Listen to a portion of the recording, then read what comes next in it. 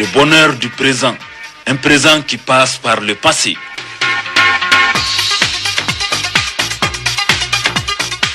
Radio Clédou, le bonheur du futur, l'avenir sur le potentat des ondes FM. « 101.2, la passion a toujours raison. » La Sotelma Malitel vous donne l'heure. Il est 7h. Les sports, les infos, la musique, l'actualité, le tout tamisé et servi à chaud pour vous sur Radio Clédou.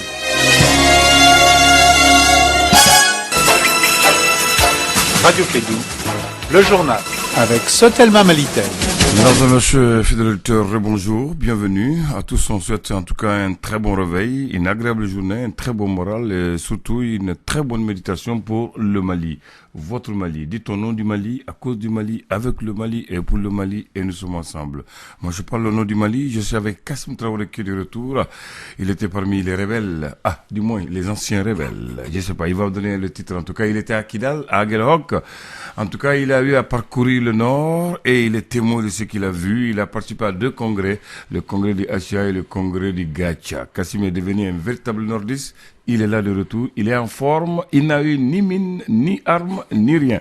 Mais je vais le surveiller de près parce que quand tu quittes Akidal, on doit te surveiller. Alors Kassim, tout en te surveillant, je donne la parole pour le journal. Merci Andane, bonjour aux auditeurs de la 101.2. Il faut repenser la stratégie au Sahel. La France doit revoir sa position, c'est l'avis du général Bruno Clément Bollet. Il intervenait chez nos confrères de RFI. Florence Parly évoque l'envoi des forces spéciales européennes en soutien au Mali. En 2020, les 7 leaders du bureau syndical de la police nationale radiés en 2016 sont de retour grâce à une grosse de la justice. Fanta Diakité nous donnera plus de détails dans cette édition. En page magazine, on parlera de la justice avec la croisade contre la corruption. Comment les organisations de la société civile kidaloise voient l'accord d'Alger.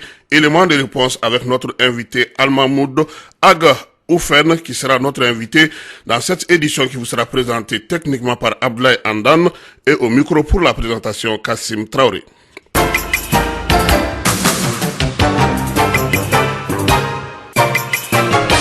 Tout d'abord, le commandant du poste de commandement interarmes du théâtre Est, le général de brigade Wan Kone, accompagné du commandant de zone du théâtre numéro 1, le colonel Sédou Noumouché Kone, a rendu visite le mercredi 6 novembre à l'infirmerie du camp 1 de Gao, aux blessés de l'attaque terroriste survenue le vendredi dernier à Indeliman. L'objectif de cette visite était d'apporter des messages d'encouragement et de compassion aux blessés de l'attaque d'Indeliman. Sur place, le général n'a pas manqué de féliciter les hommes pour leur bravoure et sacrifice. Il a aussi demandé au médecin-chef de prendre en garde, de veiller, disons, sur ses blessés. Avant de prendre congé des blessés, il leur a souhaité prompt rétablissement tout en leur garantissant qu'il fera un retour après. C'est un document tiré du site d'information des femmes.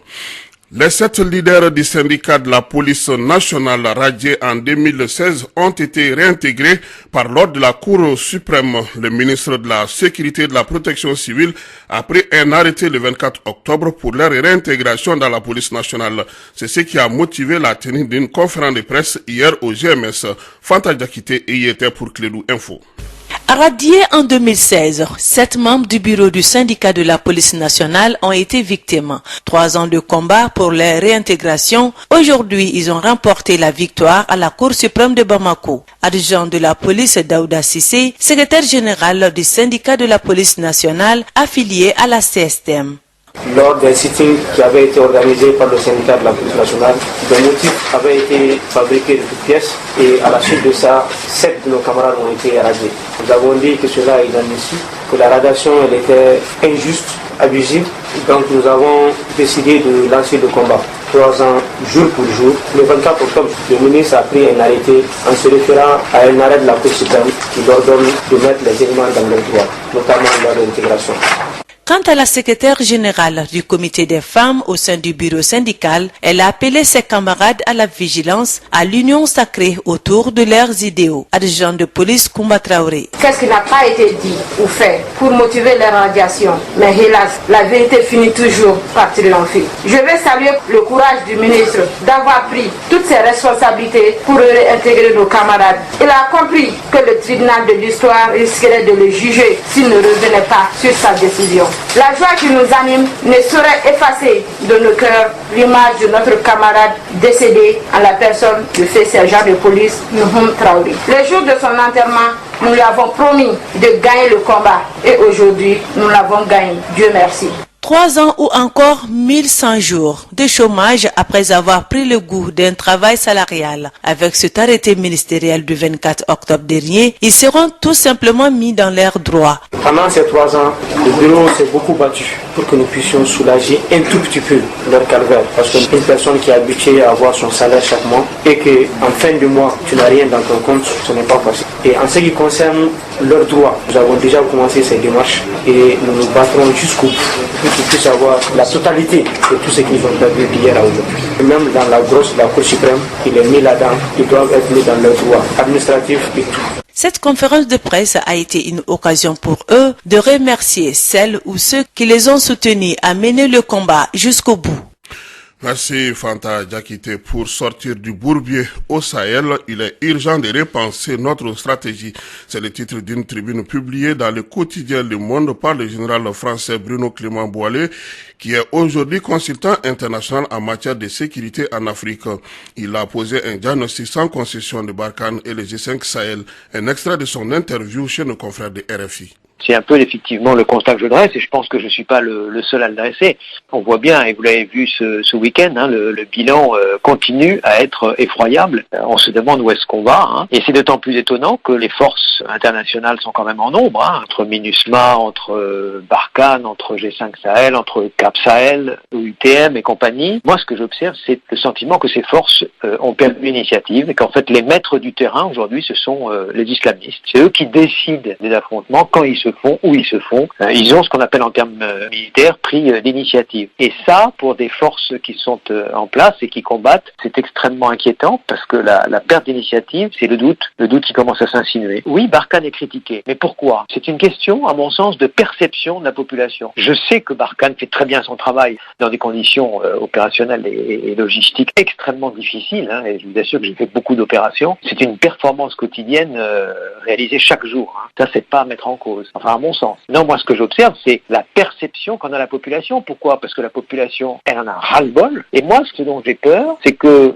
Barkhane, un jour, soit obligé de partir, non pas pour des raisons sécuritaires, non pas sur pression sécuritaire, mais sur pression populaire. Parce que l'idée même de notre présence sera devenue insupportable aux yeux de la population. Et nous serons obligés de partir. Le général français Bruno Clément Boilé, qui était interrogé par nos confrères de RFI, des forces spéciales mises à disposition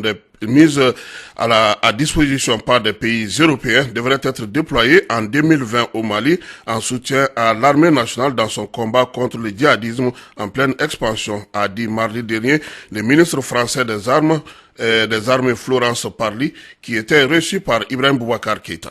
Nous avons également évoqué les questions désarmement d'un certain nombre d'anciens rebelles, de la nécessaire réintégration de toutes les parties prenantes pour reconstituer un État malien inclusif, ouvert à tous et qui associe toutes les parties prenantes. D'abord, il est naturel que la population, les citoyens s'interrogent lorsque des drames de cette nature interviennent. C'est tout à fait légitime. Mais le combat contre le terrorisme est un combat de longue haleine. Et donc, rien ne serait pire que de donner raison aux terroristes en baissant la garde au moment où des événements aussi dramatiques que ceux que vous rappelez se produisent. Donc, il faut pouvoir poursuivre, mais pour cela, il y a des conditions de succès. Et c'est sur ces conditions de succès que nous avons eu un échange approfondi avec le président Keïta, car c'est le moment de réunir, de mettre toutes les chances de notre côté pour gagner ce combat. C'est une opération qui est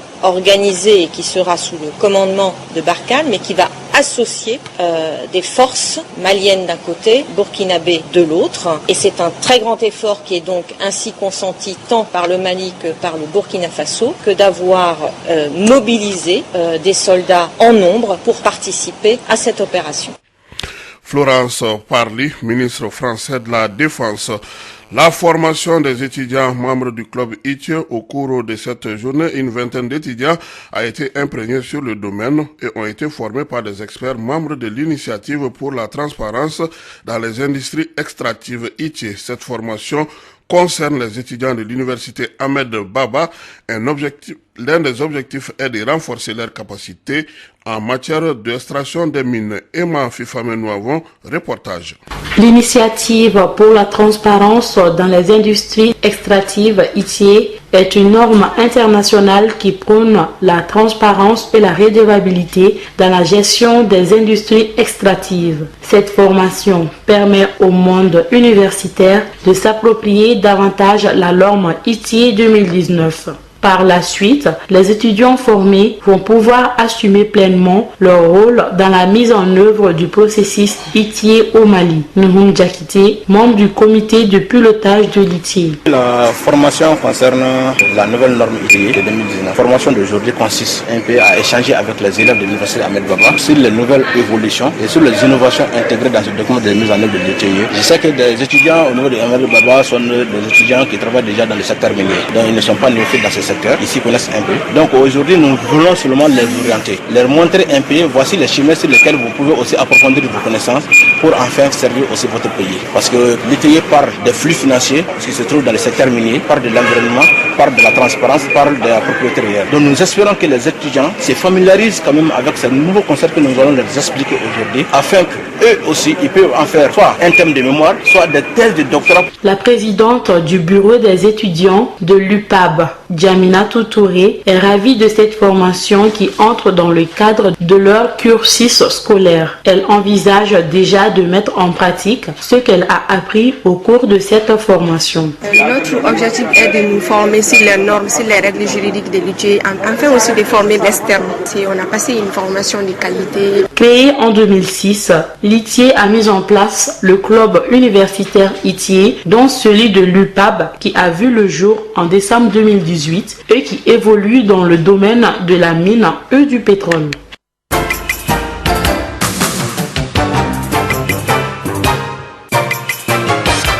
Le ministère de l'économie numérique et de la prospective a partagé la vision de son département avec la presse. Il s'agit de travailler en étroite collaboration avec les médias pour permettre le suivi à temps réel des différents chantiers de ce département, mais aussi de répondre aux préoccupations sociales. C'était lors d'un déjeuner de presse suivi par Mariam Kouyaté. C'est à travers un déjeuner de presse que le ministère de l'économie numérique et de la prospective a partagé la vision de son département avec la presse. Vu que le numérique est en pleine expansion en Afrique et dans le monde, le département envisage de contribuer à son développement durable au Mali. Cheikh Omar Maïga, Ségal. La transition numérique qui sera une réalité, qui est pilotée par la SNTD, qui sera une réalité dès l'année prochaine.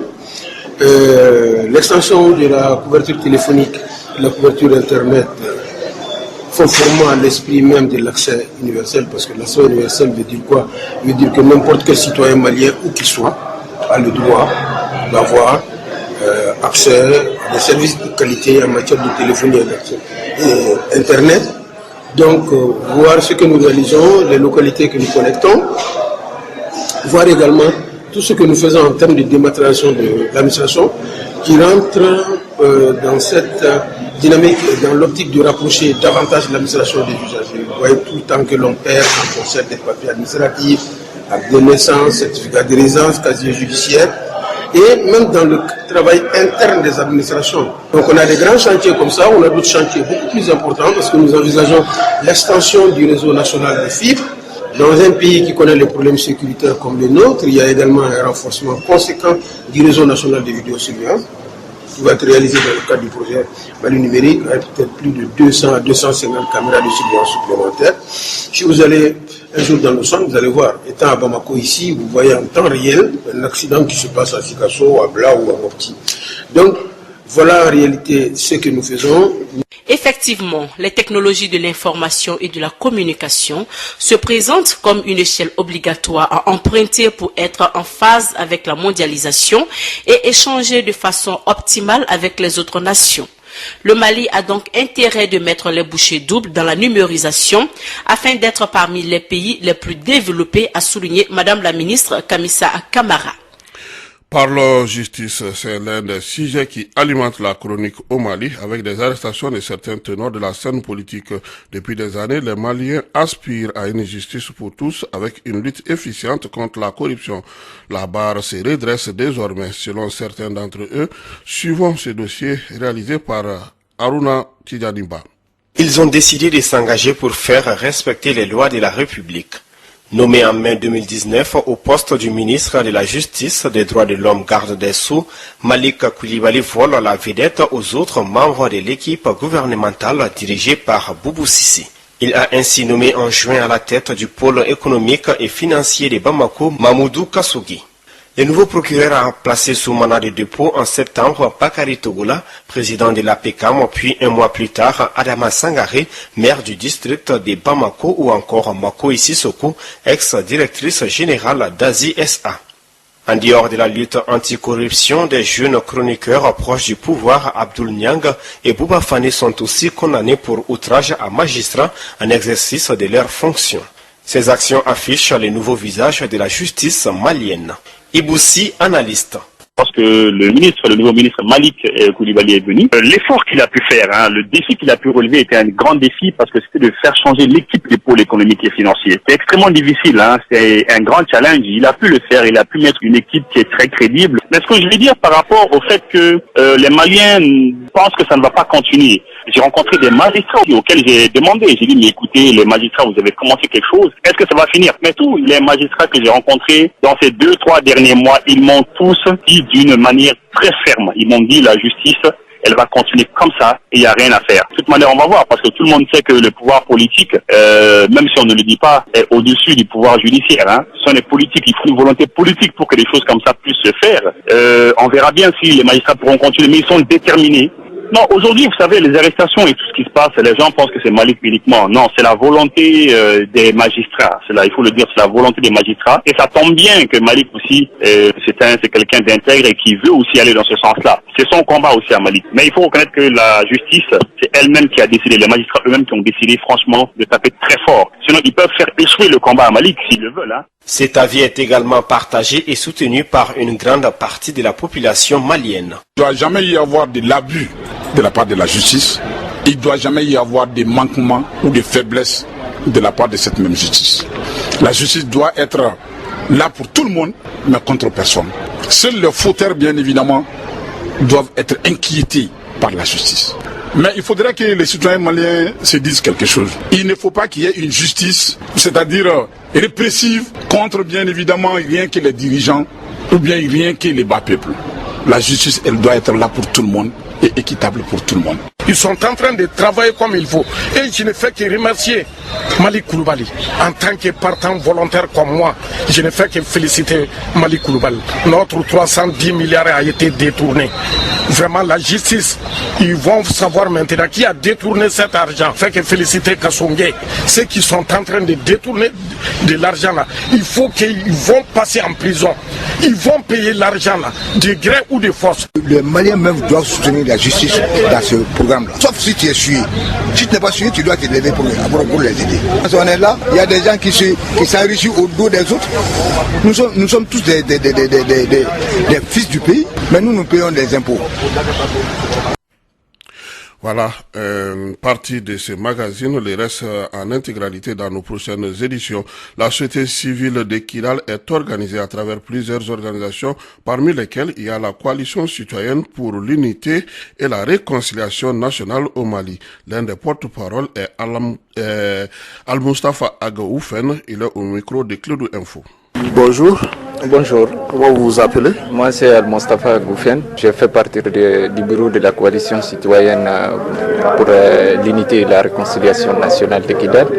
Moi, je pense qu'il y a beaucoup de choses qui font que l'accord n'est pas encore appliqué. Franchement, vu les choses, si l'accord n'est pas appliqué, franchement, on voit que sans l'application de l'accord, il n'y aura pas facilement les stabilités. Pour ramener les stabilités au Mali, dans les régions du Nord, il faut vraiment suivre l'accord, il faut vraiment l'application de l'accord. Parce que dans l'accord, il y a beaucoup de choses qui sont dans l'accord qui ne sont pas encore appliquées sur le terrain. C'est-à-dire dans les systèmes budgétaires, c'est les jugements des crimes qui sont faits qui sont faits depuis des années aujourd'hui. Vous voulez dire que les jugements qu'on fait actuellement ici doivent être améliorés? C'est-à-dire ce qui est dans l'accord. Dans l'accord, il se trouve dans l'accord que il y aura la justice pour tous les crimes contre l'humanité, contre les personnes innocentes, des violations des droits de l'homme qui se sont passées. Mais vu l'accord et la situation sur le terrain, il y a des choses, voilà, il y a une grande différence, il y a des choses qu'on ne peut pas juger même. Donc, à mon avis, moi, en tant que membre de la société civile, pour moi, il faut penser comment à la chose la plus importante, c'est-à-dire comment les gens puissent vivre ensemble. Comment il faut faire pour que les gens reviennent et vivre ensemble chez eux. C'est la chose sur laquelle il faut se concentrer. Un show, si on peut dire le plus rapidement possible, qu'est-ce qu'il faut pour Kidal? Ça, c'est les besoins les plus importants ici à Kidal, ne sont pas satisfaits. C'est-à-dire la santé, puis l'éducation, et puis l'électricité. On a 5 ans dans l'obscurité presque. L'eau aussi, il y a les systèmes de l'eau. On n'a pas aussi, il y a un manque de l'eau, des forages. Vous trouvez une région ici, grande région, vous ne trouvez que peut-être 3 forages en marche. Et c'est pas normal. Alors que si vous partez dans une petite ville de Bamako, vous trouvez il y a 20 forages dans un petit cercle. Donc nous, ce qu'on pense, ce qu'on voit, si l'accord n'est pas encore appliqué, c'est pas de notre faute, c'est pas de la faute de la CEMA ni de la société civile. Nous, on donne toujours les défauts au gouvernement malien. Qu'est-ce que vous demandez concrètement au gouvernement? Son retour avec les services sociaux de base? Tout ce que nous lui demandons, c'est de suivre l'accord, c'est-à-dire d'appliquer ce qui a été signé intégral devant la communauté internationale et devant le monde qui était là quand l'accord signé. Si le gouvernement suit l'application de l'accord, il y aura la paix et tout le monde va retourner et nous continuerons à vivre ensemble. Mais vous-même, qu'est-ce que vous-même vous devrez faire pour que l'État facilite l'application? Il y a la société civile aussi. Oui, mais quel sera votre rôle pour que ça soit accéléré? Notre rôle, nous, c'est de sensibiliser la population, les gens à suivre l'accord, mais on a toujours fait de notre mieux, c'est-à-dire sensibiliser les populations, les autres mouvements, les mouvements même à suivre l'accord. Mais chaque fois qu'on rencontre les personnes qui viennent de Momoko pour rencontrer la société civile ici, nous disons toujours les mêmes choses. Mais le résultat de ce que nous disons n'a jamais été revenu.